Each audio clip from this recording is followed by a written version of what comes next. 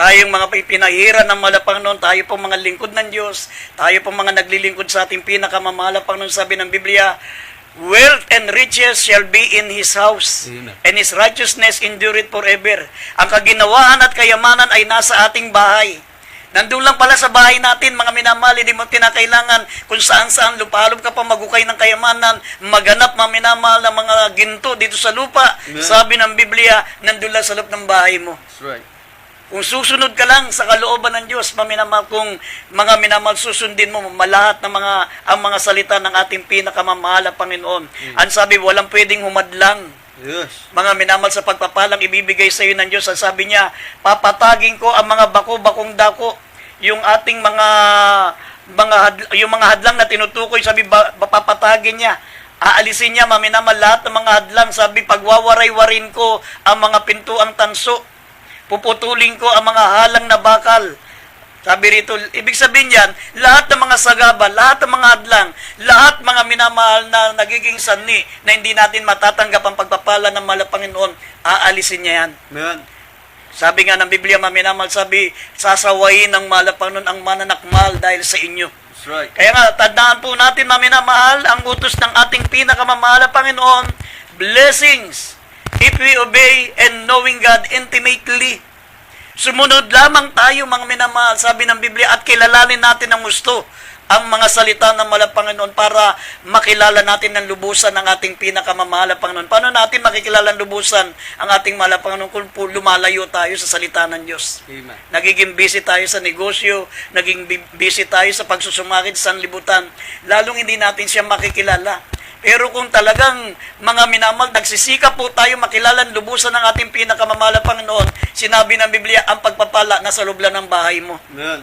Nasa loob lang ng bahay mo, pagpapalain ka. Sabi ng Biblia, ang kayamanan at ang kasaganaan ay nandoon sa kalang bahay. Amen. Dahil nakatalaga ka na doon eh.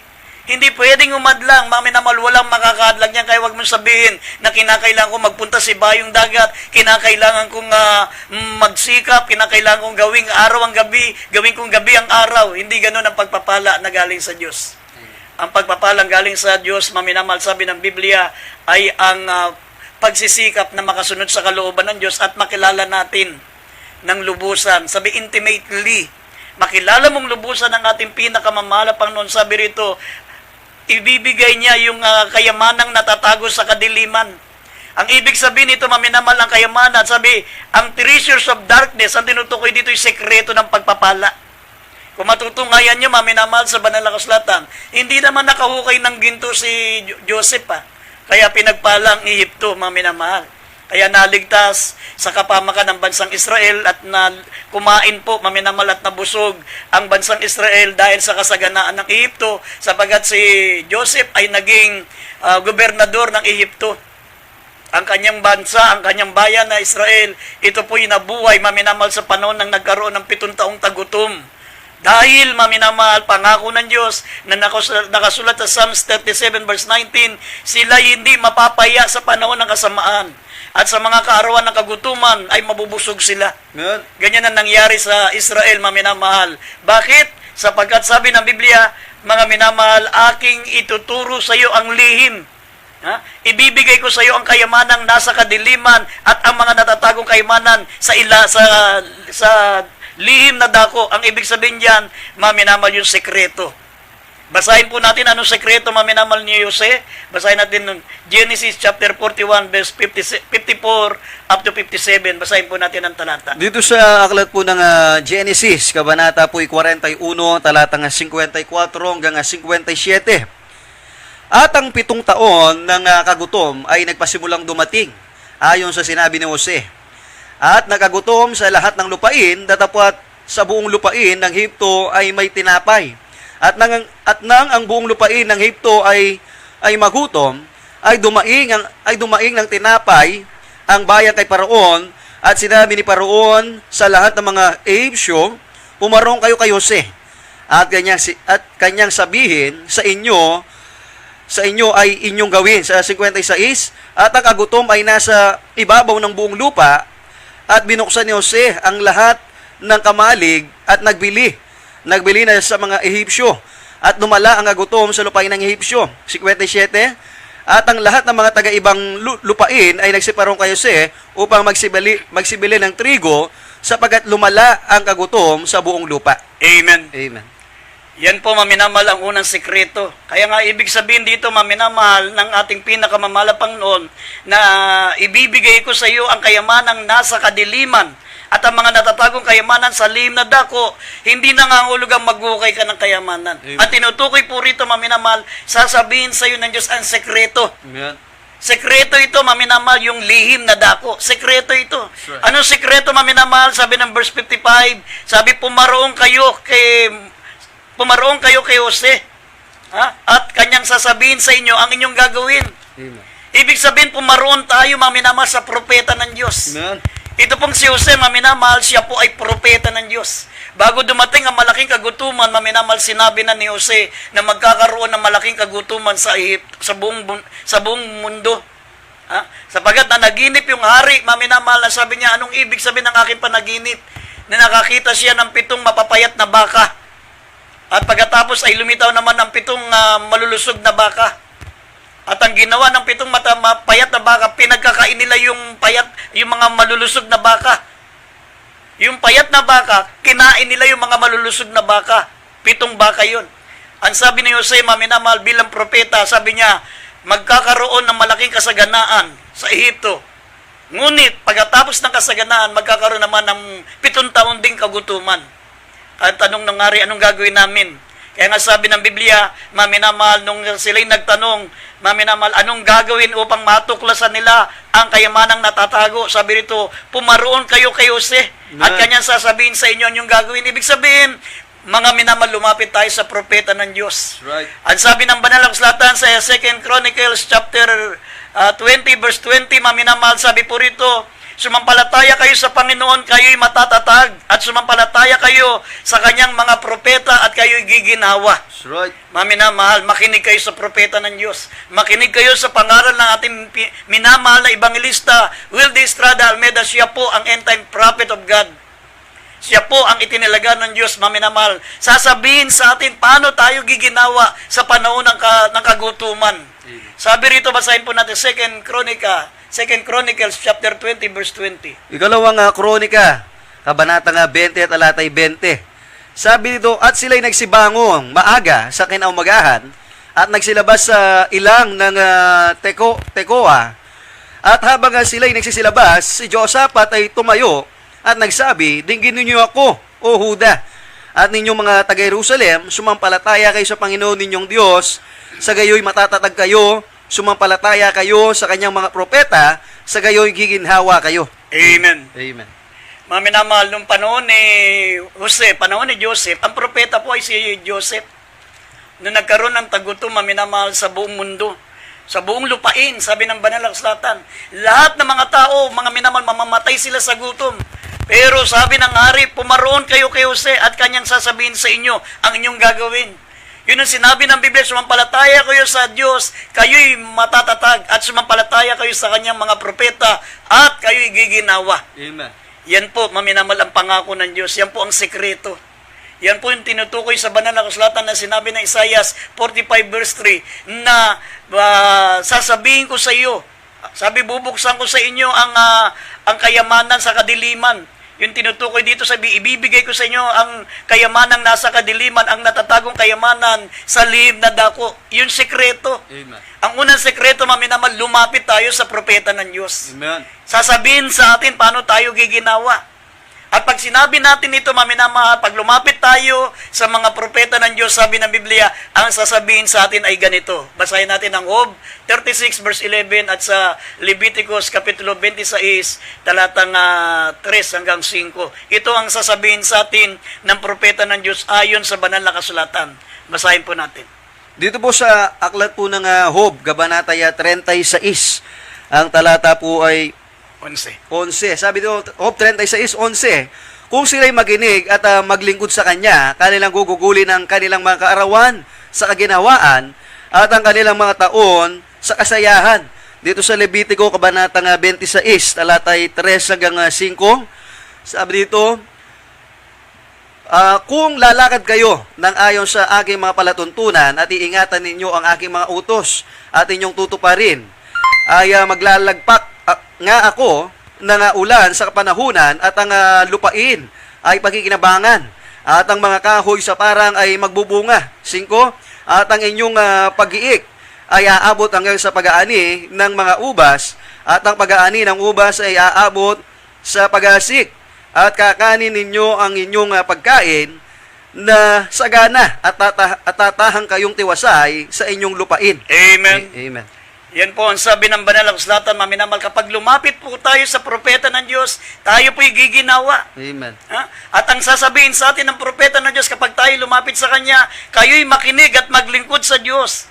At inyong gugugulin ang inyong mga kaarawan sa kaginawaan at ang inyong mga taon sa kasiyahan. That's right.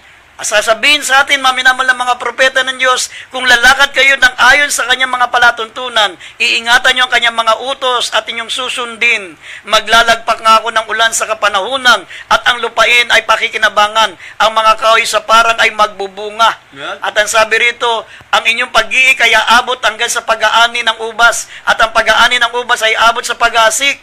At kakanin nyo ang inyong pagkain ng sagana at tatahan kayong tiwasay sa inyong mga lupain. Ibig sabihin ng gumigiik, maminamahal, inaano pa lang natin yung ating mga pananim, yung ating mga bunga ng ating mga ubas. Pinipisa pa lang natin, maminamahal, makikita natin, meron na naman tayong aanihin. Kapipitas pa lang natin ng mga inani natin, mga bungang kahoy, sabi ng Biblia, maminamal, ginigiik pa lang natin, ibig sabihin, pinipisa pa lang natin, meron na namang bunga. Amen. At ang sabi, yung pag-aani ng ubas ay aabot sa pag-asik. Hindi pa natin nauubos, maminamal, yung ating inaani, meron na namang nakahanda na tayo po, maminamal, ay itanim.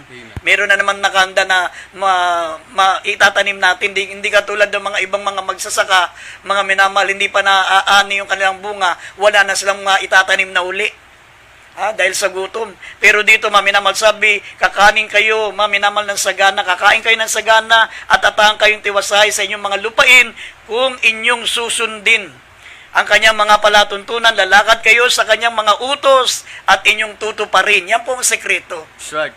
Yan po ang sekreto. Kaya nga, maminamal, blessings if we obey. Sabi ng banal na kasulatan, blessing if we obey and knowing God intimately. Ang unang gawin mo, makilala mo na lubusan ng mahal na Panginoon, alamin mo yung kanyang salita. Kailangan maging masikap ka sa pakikinig upang lubusan mong makilala ng malalim na pagkakilala ang ating pinakamamahal na Panginoon, nang sa gayon, maminamahal, malaman mo ang sekreto paano ka tatanggap ng pagpapala. Sabi rito sa Proverbs 28 verse 20 at Proverbs 10:22, sabi, maminamahal, maging tapat po tayo. Maging tapat tayo sa pagsunod, sapagkat ang tapat na tao ay sasagana, sabi ng Biblia, maminamahal. Sila ay pagpapalain, sabi, ang tapat na tao ay sila po ay aani ng sagana. At ang pagpapala na galing sa mahal na Panginoon, ito po yung nagpapayaman. Payayamanin ka ng mahal na Panginoon. Yan ang mga sekreto, maging tapat ka.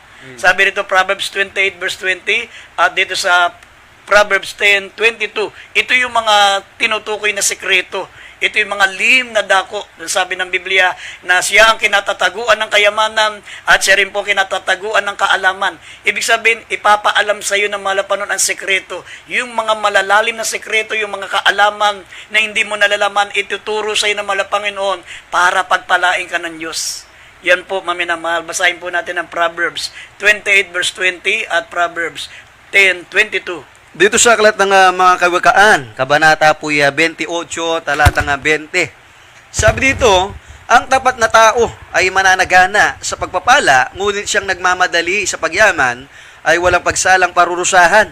Dito po sa kawikaan, 10:22, sabi po dito sa kawikaan 10:22, ang pagpapala ng Panginoon ay nagpapayaman at hindi niya idinadagdag ang kapanglawan. Amen. Amen. Hindi niya idadagdag ang kapanglawan. Ang pagpapala ng Panginoon ay magpapayaman. Yeah. At ang tapat na tao ay mananagana ng pagpapala. That's right. Yan po ang sekreto, maminamal. Unang-una, lumapit po tayo sa propeta ng Diyos. Ang nilapitan nila noon, maminamal, ay si Jose, sapagat siya po ang propeta noon ng Diyos. Pero sa kapanahunan natin ngayon, maminamahal, lapitan natin ang ating beloved pastor, the end-time prophet of our loving God. right. Sasabihin niya sa atin, maminamahal, ano po yung sekreto na yan. At ang sekreto sasabihin niya sa atin, mga minamahal, sabi ng Biblia, kung kayo'y maglilingkod at makikinig sa kanyang salita, gugugulin niyo yung kaarawan sa kasaganaan at sa kasiyahan. At ang sabi, susundin natin ang kanyang mga utos, mga palatuntunan, sapagkat pangako ng ating mahal na Panginoon, sabi, ang pagpapala na galing sa Panginoon ay nagpapayaman, hindi niya idadagdag ang kapalawan. At ang sabi, ang mga tapat na tao, mananagana yan ng pagpapala. That's right. Ang sabi rito sa Deuteronomy chapter 28, verse 11 hanggang 13, sabi rito, ikaw ay pasasaganain ng Panginoon sa ikabubuti mo, sa bunga ng iyong katawan, sa bunga ng iyong mga hayop, at sa bunga ng iyong lupa. Sa lupain ay sinumpa sa iyo ng Panginoon sa iyong mga magulang upang ibigay sa iyo. Sabi rito, maminamahal, bubuksan ng Panginoon sa iyo ang mabuting kayamanan ng langit upang ibigay ang ulan sa iyong lupain sa kapanahunan at upang pagpalain ang buong gawa ng iyong kamay.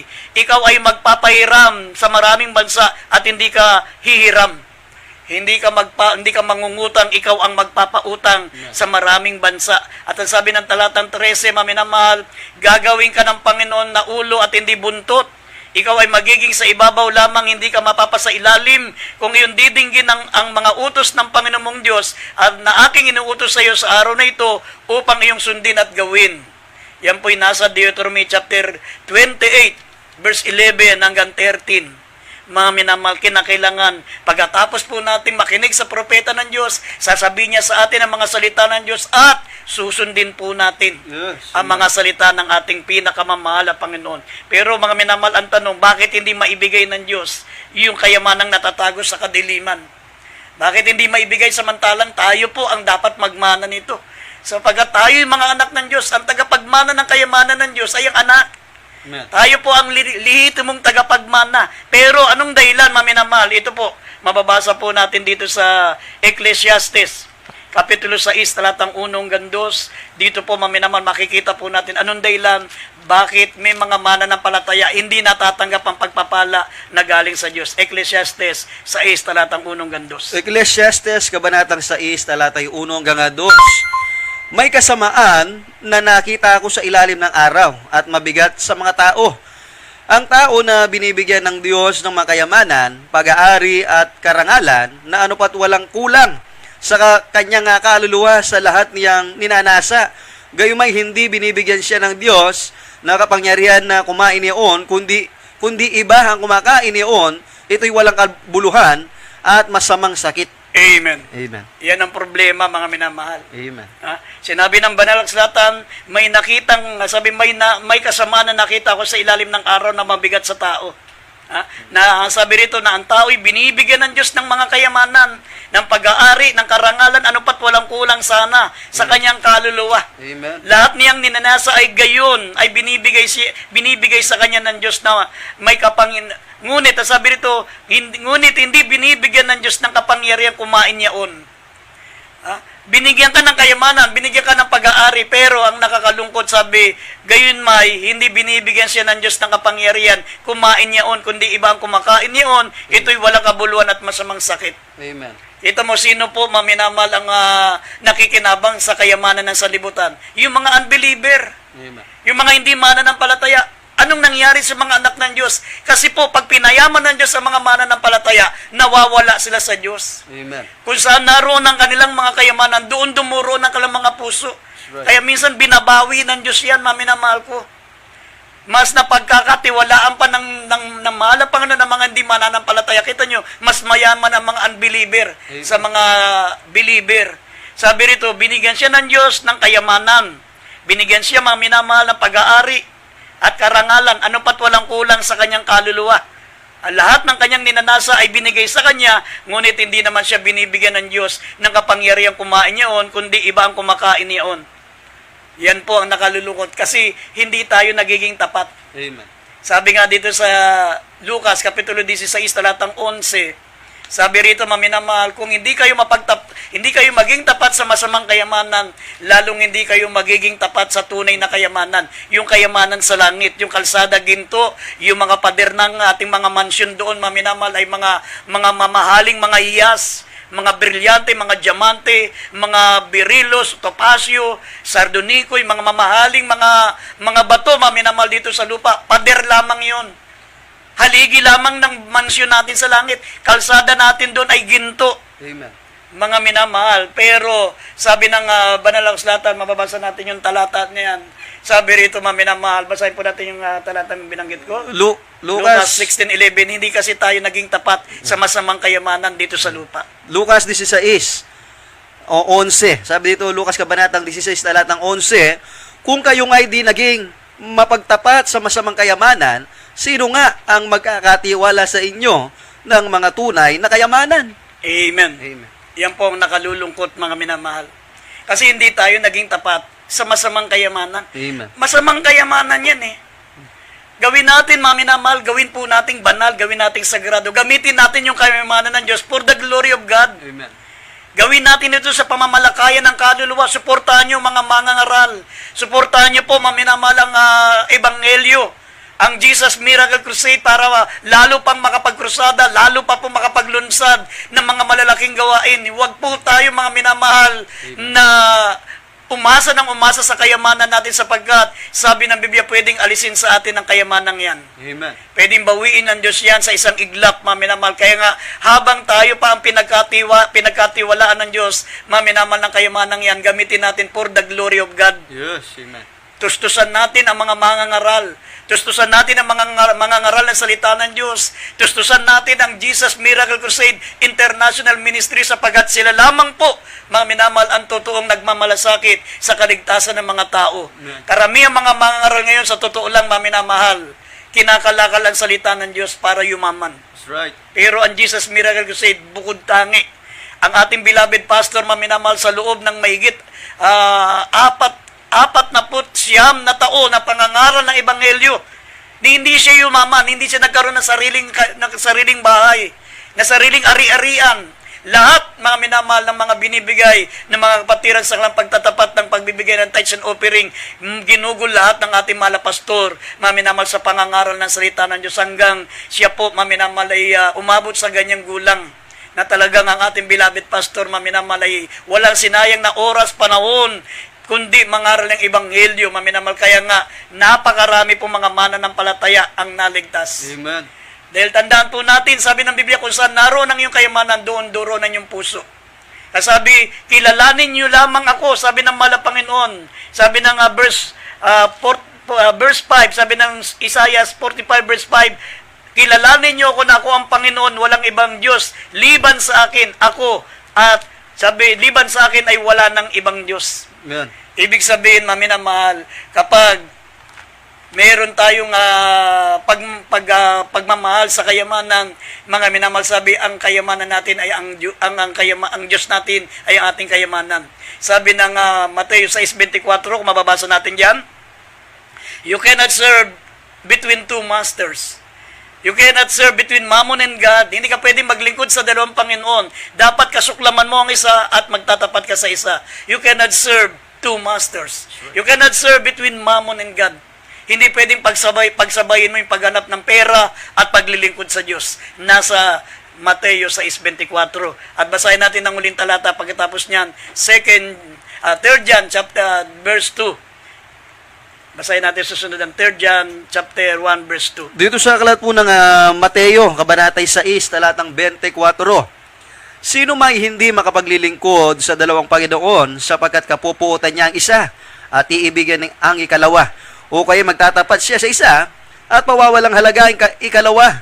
Hindi kayo makapaglilingkod sa Diyos at sa mga kayamanan. Taas mo na sa 21. Dito sa 21, Taas mo na sa 21. sa 21 ng Mateo 6:21, sapagkat kung saan naroon ang inyong kayamanan, doon naman doroon ang inyong puso. Dito sa ikatlong 1, 1, 2. Sabi po dito,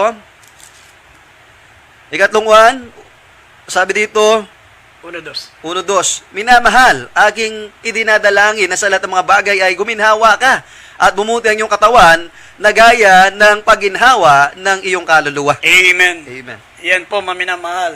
Yan po ang mga sekreto.